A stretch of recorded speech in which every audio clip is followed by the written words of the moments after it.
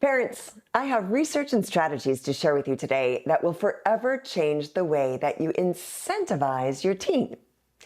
There's actually a right and a wrong way to praise them, and it's all backed by science. Teens with ADHD need even more positive reinforcement than neurotypical teens. So getting this one right is crucial. I'm Annie Adjin.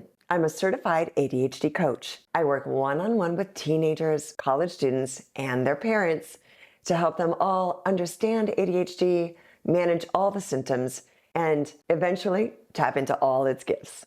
As parents, we instinctively want to incentivize and celebrate our kids, and that's really good, especially when they do well. But here is a surprising truth. Using rewards to motivate teens with ADHD ends up almost always backfiring.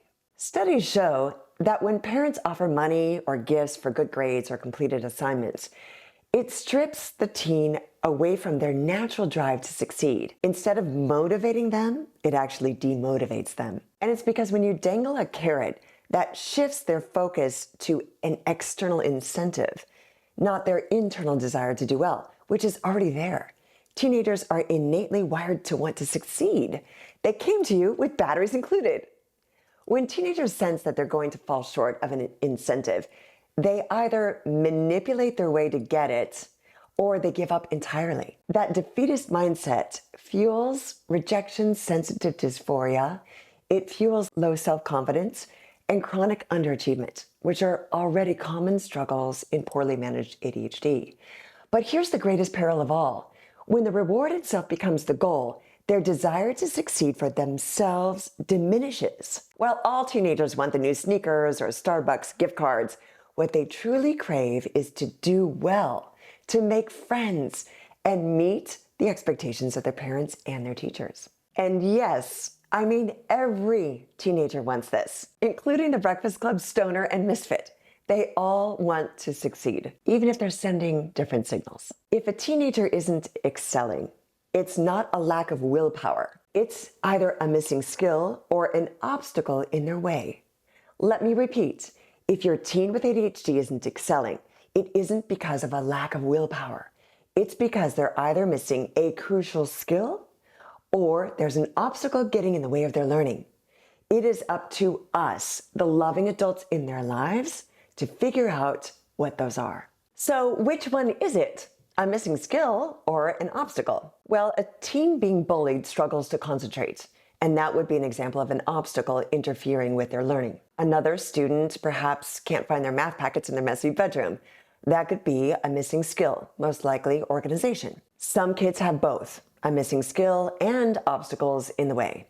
For example, a sleep disorder, and those can be common in ADHD, would be an obstacle, and that same student might be reading below grade level, which indicates a lacking skill. ADHD is famous for tag-along coexisting conditions, so it's very common to be struggling due to both an obstacle and an underdeveloped skill. So if your teen isn't keeping up, become a compassionate detective.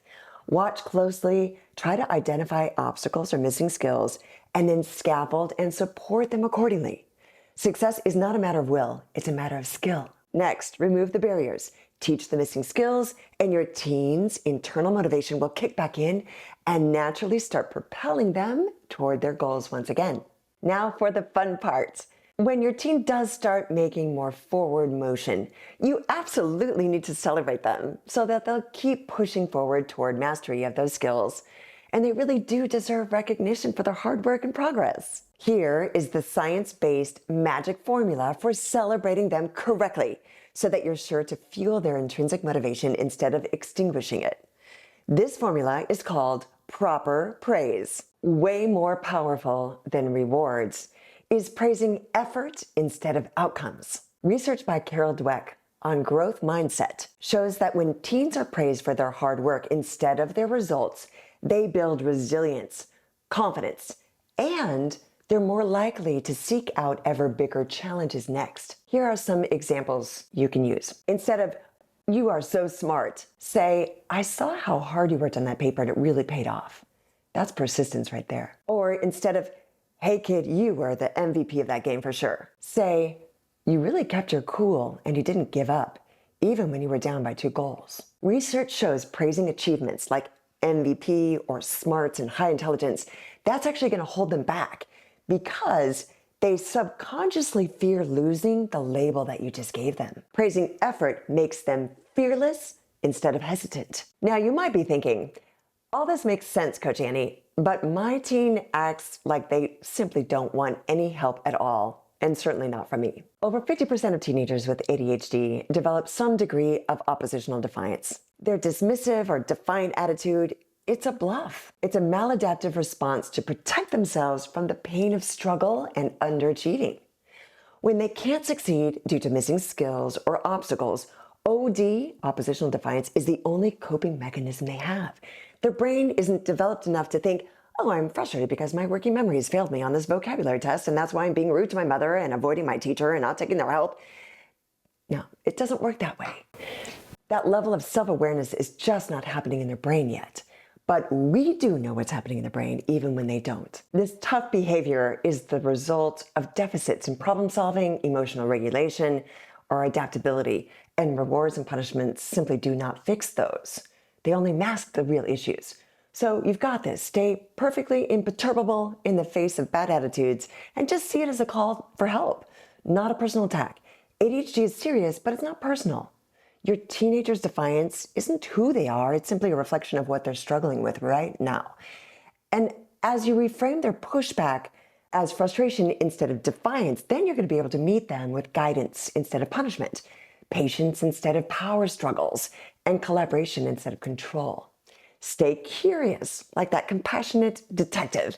Search for those obstacles and missing skills. And remember, beneath their tough armor, they really do want to succeed. Your job isn't to break through their armor.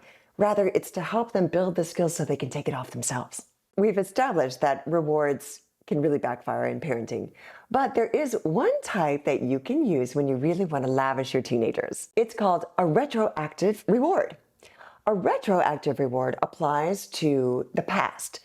The conditions for the reward have already been met. For example, I have a teenage client who really struggles with school attendance. And so for each day that he's in attendance, he makes a big red X in his student planner. His parents say, all right, kiddo, let's check your planner and we'll compare it with the online portal.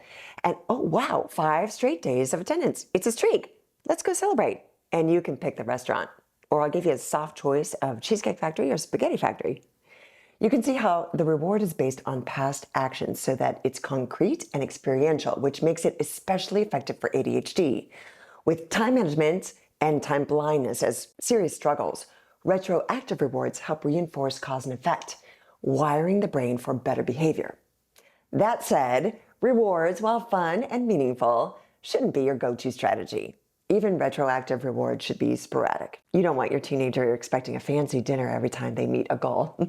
Hey mom, another streak? How about French laundry for dinner? So let's wrap this up and summarize today's parenting playbook. Here are your big takeaways from this lesson. Rewards backfire. Your teen already wants to succeed. Dangling incentives doesn't motivate them. It demotivates them by shifting their focus to external rewards instead of their own desire for greatness. If they're struggling, it's not a will problem, it's a skill problem. Every teen wants to do well. If they're not, it's because of a missing skill or an obstacle in their way. Your job is to play detective, remove the obstacles, teach the skills, and give lots of positive reinforcement along the way. Retroactive rewards are fun and they're safe. Celebrate after the fact, not before. Show them their effort matters by acknowledging them. Proper praise fuels their fire. Praise the process, not the result. Instead of "you're so smart," say "I saw how hard you worked." This keeps them hungry for bigger challenges around the corner. And that attitude, it's a bluff. If they push back, remember, oppositional defiance is frustration in disguise. Stay calm, imperturbable, stay curious, and see it as a call for help and not a personal attack. You've got this, mom and dad. Your teenager is already wired for success, and you just have to clear the path. Share this content with another parent, and let me know what other topics you want to see videos on. Visit my website, AnnieAdjin.com, for more free support and resources. Go dish out lots of proper praise on your teen. They are the perfect child for you, and now you are more resourced than ever to meet all of their needs. I'm Annie Adjin, and I'm wishing you all A's in your every endeavor.